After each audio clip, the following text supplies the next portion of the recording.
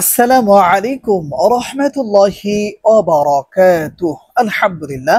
সম্মানিত দিনী ভাই ও বোনেরা, আজকের এই গুরুত্বপূর্ণ ভিডিওটি যে যেখান থেকেই দেখছেন এবং শুনছেন সবাইকেই আন্তরিক মোবারকবাদ। আজ আমি আপনাদেরকে শিখাতে চাই সূরা কুরাইশ পড়ে সরিষার উপরে ফু দিলে কি হয়। আবারও বলছি, আজকের আলোচনার বিষয় বুঝতে হচ্ছে সূরা কুরাইশ লিইলাফি কুরাইশ। এই ছোট্ট সূরাটি পড়ে সরিষার উপরে ফু দিলে কি হয়, বিস্তারিত জানার জন্য আর এই দামি আমলটা শিখে রাখার জন্য সম্পূর্ণ ভিডিওটি দেখার অনুরোধ থাকবে। আর প্রতিদিন ইসলামিক নতুন নতুন ভিডিও সবার আগে দেখতে, আপনার পর্যন্ত পৌঁছাতে আমাদের এই ছোট্ট চ্যানেলটি সাবস্ক্রাইব করার অনুরোধ থাকবে। আর সম্মানিত দিনী ভাই ও বোনেরা, যারা এই আমলটা করবেন অথবা এই আমলের মাধ্যমে তদবির চিকিৎসা করবেন, তারা অবশ্যই ভিডিওতে লাইক করবেন, কমেন্টস করবেন। আর চ্যানেলে নতুন দর্শক হয়ে থাকলে অবশ্যই চ্যানেলটি সাবস্ক্রাইব করে অনুমতি নিয়ে এই আমলটা শিখে রাখার চেষ্টা করবেন। সম্মানিত দিনী ভাই ও বোনেরা, এই আমলটা কখন কিভাবে করবেন, আমলটা করার জন্য কি কি জিনিসের প্রয়োজন হতে পারে। এই আমলটা করার জন্য আপনারা কবিরাজের দোকান থেকে এক মুঠ অথবা এক মুষ্টি, এর থেকে বেশি হলেও সমস্যা নেই, আপনি যখন কিনে আনবেন তখন একটু বেশি করেই কিনবেন। এক মুষ্টি বললে তো আপনাকে কবিরাজ আর এক মুষ্টি দেবে না, অথবা 100 গ্রাম, 50 গ্রাম অথবা 150 গ্রাম। এর জন্য আপনি যখন ক্রয় করে আনবেন তখন একটু বেশি করেই কিনে আনার চেষ্টা করবেন, যাতে করে যদি প্রয়োজন হয় আপনি অন্য সময়েও এই আমলটা করতে পারবেন।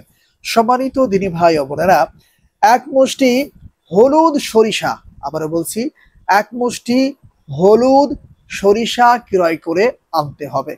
এরপরে আমার দেখানো পদ্ধতিতে জোহরের নামাজের পরে আমলটা করে নিতে হবে। ধরে নিন আমি এখন এই মুহূর্তে জোহরের নামাজ আদায় করে জায়নামাজের পাটিতে বসে আপনাদেরকে আমলটা করে দেখাচ্ছি। আর হ্যাঁ, অবশ্যই অজু অবস্থায় এই আমলগুলা করার চেষ্টা করবেন।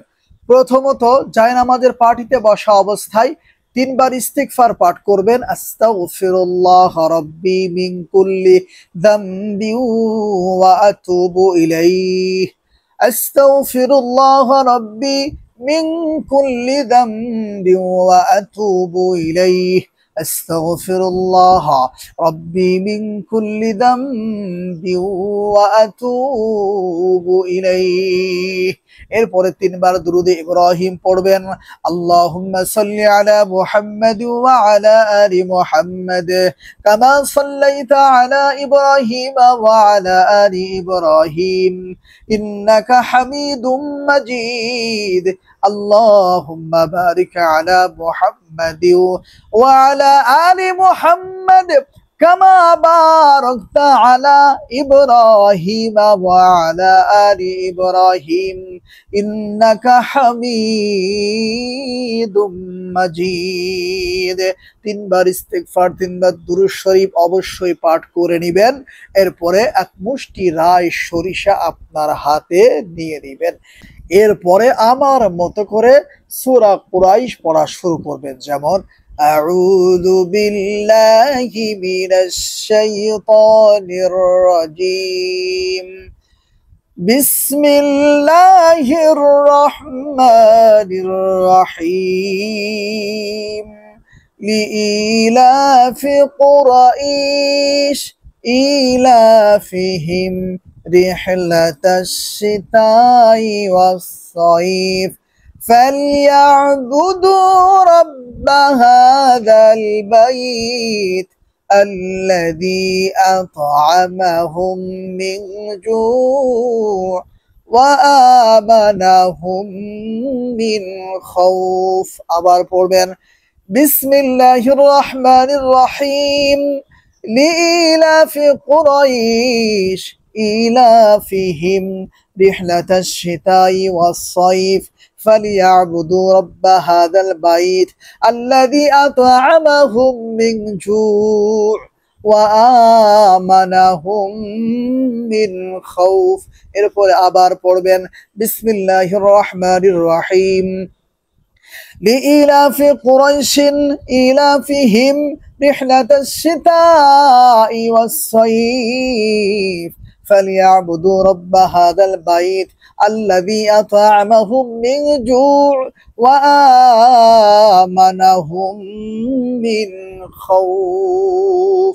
এই নিয়মে বিসমিল্লাহ সহ সূরা কুরাইশ 100 বার পড়বেন। একই বৈঠকে বসে আমলের শুরু থেকে শেষ পর্যন্ত কোনো কথা বলা যাবে না। বিসমিল্লাহ সহ 100 বার সূরা কুরাইশ সম্পূর্ণ পড়বেন। পড়া শেষ হয়ে যাওয়ার সাথে সাথে আমরা যে এক মুষ্টি সরিষা নিয়েছি, এই সরিষার উপরে 3টি ফু অথবা দম করে নিতে হবে। আর হ্যাঁ, যখনই আমরা এই রাই সরিষাতে ফু দিব, যে সমস্ত ব্যক্তিদের জন্য আমরা এই আমল করব, ওই সমস্ত ব্যক্তিদের নাম, তাদের মাতা পিতার নাম অবশ্যই স্মরণ করে এরপরে এই সরিষার উপরে ফু দেওয়ার চেষ্টা করব। 3টি ফু দিবেন এবং 3 বারই ওই সমস্ত ব্যক্তিদের নাম স্মরণ করবেন যাদের জন্য আপনি এই আমলটা করবেন। সম্মানিত দিনী ভাই ও বোনেরা, সর্বশেষ একবার দুরুদে ইব্রাহিম পাঠ করবেন আর এক মুষ্টি সরিষার উপরে 2টি ফু অথবা দম করে নেবেন। সম্মানিত দিনী ভাই ও বোনেরা, এখন আপনাদেরকে বলে দিব সূরা কুরাইশ পড়ে সরিষার উপরে ফু দিলে কি হয়। এই আমলটা হচ্ছে শত্রুকে শাস্তি দেওয়ার একটি আমল। কোনো ব্যক্তি যদি তার শত্রুকে শাস্তি দিতে চায়, অনেক সময় দেখা যায় যে শত্রু পক্ষ এত শক্তিশালী, এতটা পাওয়ারফুল, এতটা টাকা পয়সাওয়ালা যে ওই অসহায় ব্যক্তি কিছুই করতে পারছে না, কিছু বলতেও পারছে না, বরং কিছু বললেই উল্টো তাকে আরো মারপিট খেতে হচ্ছে। এজন্য সম্মানিত দিনী ভাই ও বোনেরা, যারা শত্রুর আঘাতে অসহায় হয়ে পড়েছেন, কোনোভাবেই আপনি শত্রুর সাথে পেরে উঠছেন না, যদি এই সমস্যায় আপনি ভুগে থাকেন অথবা পড়ে থাকেন, আজকের আমলটি আপনার জন্য। আপনি একটু কষ্ট করে এক মুষ্টি হলুদ সরিষা সংগ্রহ করে আনবেন, এরপরে আমার দেখানো পদ্ধতিতে আমলটা করবেন। আর এই সরিষাগুলা 7 দিন চুলার আগুনে, জ্বলন্ত চুলার আগুনের মধ্যে ওই শত্রুর নামের উপরে ফেলানোর চেষ্টা করবেন ইনশাআল্লাহ। এক মুষ্টি রাই সরিষাকে 7টি ভাগ করবেন। আবারও বলছি, এক মুষ্টি রাই সরিষাকে 7 ভাগ করবেন আর 7 দিন গভীর রজনীতে চুলার আগুনের মধ্যে জ্বালানোর চেষ্টা করবেন। আর যখন আগুনের চুলার মধ্যে ফেলাইবেন, তখন আপনার শত্রুপক্ষর নামটা স্মরণ করবেন। আশা করি ইনশাআল্লাহ আপনারা চাইলে এই আমলের মাধ্যমে খুব সহজেই শত্রু পক্ষকে অনেক শাস্তি দিতে পারবেন ইনশাআল্লাহ। এই আমলটা করলে শত্রুর শরীরে জ্বালা যন্ত্রণা শুরু হয়ে যাবে।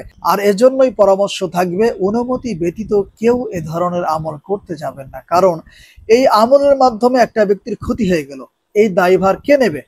সম্মানিত দিনী ভাই ও বোনেরা, এজন্য এই আমলগুলা তখনই করা যাবে যখন একজন ব্যক্তি একেবারে নিরুপায় হয়ে গিয়েছে, বিকল্প কোনো রাস্তা পাচ্ছে না, তখন ওই ব্যক্তির জন্য এই আমলটা জায়েজ হয়ে যাবে।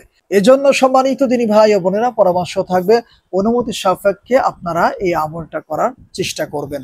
আসসালামু আলাইকুম ওয়া রাহমাতুল্লাহ।